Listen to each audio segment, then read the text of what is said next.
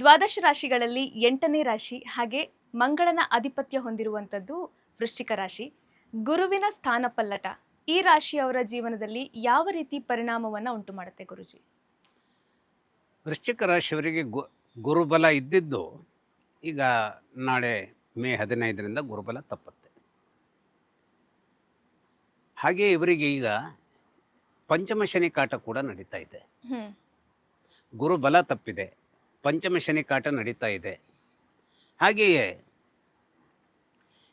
ಈ ಮನೆಯ ಯಜಮಾನನಾದಂತಹ ಮಂಗಳನ ಅಧಿಪತ್ಯದಲ್ಲೇ ಮೇಷರಾಶಿ ಯಜಮಾನ, ಅಂದರೆ ಮೇಷರಾಶಿ ಯಜಮಾನನು ಮಂಗಳನೇ.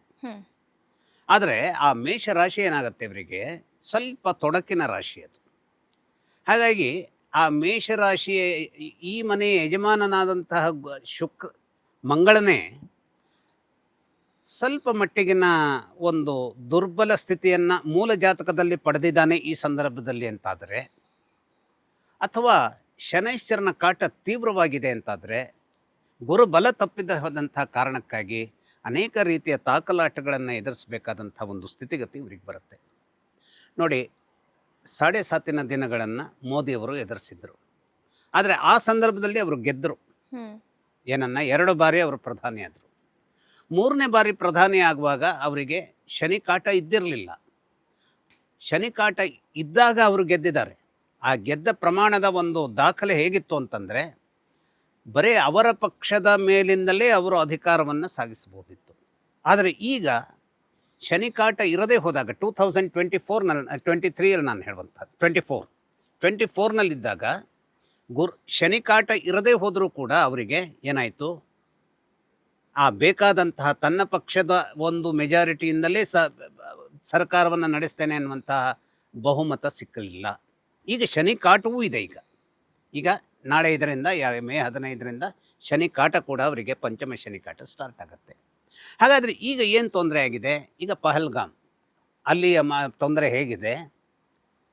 ನಮ್ಮಲ್ಲಿ ಶಕ್ತಿ ಇದ್ದಿರಬಹುದು, ಆದರೆ ಅನೇಕ ಜಾಗತಿಕ ವಿಚಾರಗಳ ಆಚೆ ಈಚೆಗಳ ಕಾರಣಕ್ಕಾಗಿ, ಹಾಗೆ ಪಹಲ್ಗಾಮನ ಮೇಲೆ ನಾವು ಹಿಂದೊಂದು ಕಾಲದಲ್ಲಿ ನಾವು ಏನು ಆ ಒಂದು ಸರ್ಜಿಕಲ್ ಸ್ಟ್ರೈಕ್ ಮಾಡಿ ನಾವು ನಮ್ಮ ಆ ಒಂದು ವಿಕ್ರಮವನ್ನು ತೋರಿಸಿದೆವೋ, ಅಷ್ಟು ಸ್ವರೂಪದಲ್ಲಿ ಅಂತಹ ಒಂದು ಘನವಂತಿಕೆ ಸ್ವರೂಪದಲ್ಲಿ ಈಗಲೂ ಕೂಡ ನಾವು ಮಾಡಬಹುದು ಅಂತ ಕೇಳಿದರೆ ಅಷ್ಟು ಅದು ಸರಳವಾಗಿಲ್ಲ.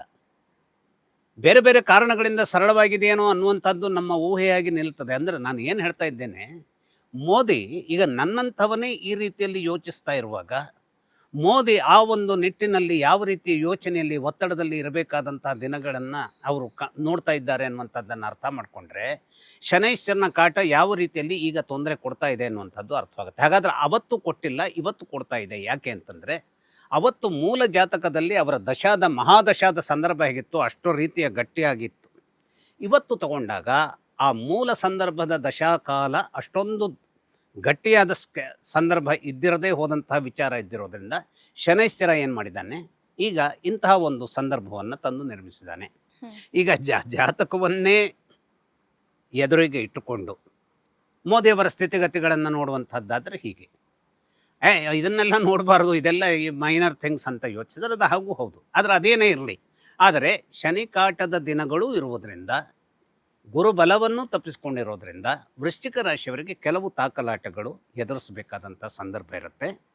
ಹಾಗೆ ಈ ರಾಶಿಯವರ ಇನ್ನೊಂದು ದೊಡ್ಡ ತೊಂದರೆ ಏನು ಅಂತಂದರೆ, ಸುಖ ಸ್ಥಾನವನ್ನು ಕಬಳಿಸಿದಂಥ ರಾಹು ನಾಳೆ ಮೇ 18ನೇ ತಾರೀಕಿನಿಂದ ರಾಹು ಏನಾಗ್ತಾನೆ, ಕುಂಭಕ್ಕೆ ಬರ್ತಾನೆ, ಅಂದರೆ ಸುಖ ಸ್ಥಾನಕ್ಕೆ ಬರ್ತಾನೆ. ಹಾಗಾಗಿ ಸುಖವನ್ನು ಕಳೆದುಕೊಳ್ಳಬೇಕಾದಂತಹ, ಹಾಗೆಯೇ ಕರ್ಮಕ್ಷೇತ್ರದಲ್ಲಿ ಯಾವುದು ನಾವು ಮಾಡುವಂತಹ ಕೆಲಸವೋ ಆ ಕ್ಷೇತ್ರವನ್ನು ಪ್ರತಿನಿಧಿಸುವಂತಹ ಸಿಂಹರಾಶಿಯಲ್ಲಿ ವೃಶ್ಚಿಕ ರಾಶಿಯವರಿಗೆ ಕೇತು ಬಂದಿರ್ತಾನೆ. ಸೊ ಅಂದರೆ ಅರ್ಥ ಏನು, ಈ ಒಂದು ವೃಶ್ಚಿಕ ರಾಶಿಯವರಿಗೆ 4 ನಿಟ್ಟಿನಿಂದಲೂ ಕೆಲವು ಅಭದ್ರತೆಯ ಅಥವಾ ದಾರುಣತೆಯ ಒಂದು ಸಂದರ್ಭಗಳು ನಿರ್ಮಾಣ ಆಗಿವೆ.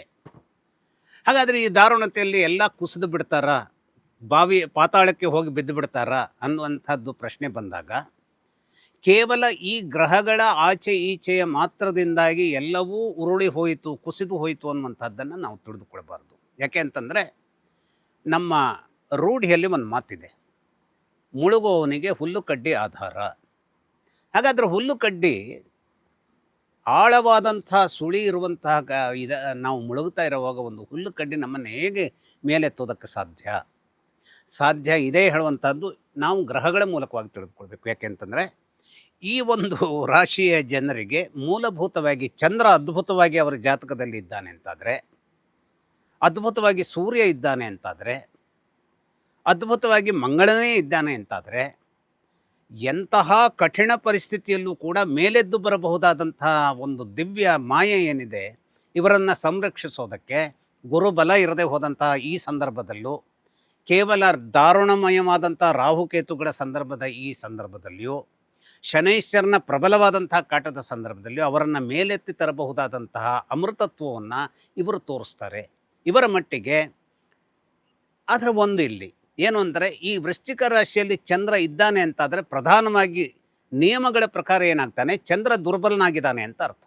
ವೃಶ್ಚಿಕ ರಾಶಿಯಲ್ಲಿ ಚಂದ್ರ ಇದ್ದಾನೆ ಅಂತಾದರೆ, ವೃಶ್ಚಿಕ ರಾಶಿಯಲ್ಲಿ ಚಂದ್ರ ಇದ್ದ ತಕ್ಷಣ ಅವನಿಗೆ ನೀಚತ್ವ ಇದೆ ಅಂತ ಅರ್ಥ.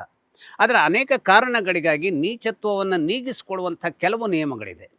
ಈಗ ಇಲ್ಲಿ ನೀಚತ್ವವನ್ನು ಹೊಂದಿದರೂ ಕೂಡ ನವಾಂಶದಲ್ಲಿ ಅವನು ಒಂದು ಎಕ್ಸಾಲ್ಟೆಡ್ ಪಾಯಿಂಟನ್ನು ಪಡೆದಿದ್ದಾನೆ ಅಂತಾದರೆ, ಅಥವಾ ಮಂಗಳನಿಗೆ ಎಕ್ಸಾಲ್ಟೆಡ್ ಪಾಯಿಂಟ್ ಇದೆ ಅಂತಾದರೆ ಏನಾಗುತ್ತೆ, ಚಂದ್ರನಿಗೆ ಒಂದು ನೀಚಭಂಗ ರಾಜಯೋಗ ಒದಗುತ್ತೆ. ಹಾಗಾಗಿ ಚಂದ್ರನ ಒಂದು ಸ್ಥಿತಿಗತಿ ಅತ್ಯುತ್ತಮವಾದದ್ದು ಎಲ್ಲಿ ಅಂತಂದರೆ, ಅವನು ಪ್ರತಿನಿತ್ಯವೂ ತನ್ನ ಮನೆಯನ್ನು ಅವನು ಏನಾಗ್ತಾನೆ 12 ರಾಶಿಗಳ ಪ್ರತಿ ಮನೆಯನ್ನು ಎರಡೂವರೆ ದಿನಗಳಲ್ಲಿ ಅವನು ಕ್ರಮಿಸ್ತಾ ಹೋಗ್ತಾನೆ. ಹಾಗಾಗಿ ಒಳ್ಳೆಯ ರಾಶಿಗಳಿಗೆ ಬಂದಾಗ ಆತ ಒಳ್ಳೆಯ ಫಲಗಳನ್ನು ವೃಶ್ಚಿಕ ರಾಶಿಯವರಿಗೆ ಕೊಡ್ತಾನೆ. ಮುಳುಗಿಸಲೇಬೇಕು ಎಂದು ಹಠ ತೊಟ್ಟಂತಹ ಶನೈಶ್ಚರನು, ಹಾಗೆಯೇ ಕೇತುವು ರಾಹುವು ಇದ್ದರೂ ಕೂಡ ಅಮೋಘವಾದಂತಹ ಗೆಲುವನ್ನು ತಂದು ಕೊಡ್ತೇನೆ ಅನ್ನುವಂತಹ ಚಂದ್ರ, ಗೆಲುವನ್ನು ತಂದು ಕೊಡ್ತೇನೆ ಅನ್ನುವಂತಹ ಸೂರ್ಯ ಏನು ಮಾಡ್ತಾನೆ, ಈ ವೃಶ್ಚಿಕ ರಾಶಿಯನ್ನು ಗೆಲ್ಲಿಸೋದಕ್ಕೆ ಸಂಪೂರ್ಣವಾದಂತಹ ಟಾನಿಕ್ಕನ್ನು ಇವರು ಕೊಡ್ತಾ ಇರ್ತಾರೆ.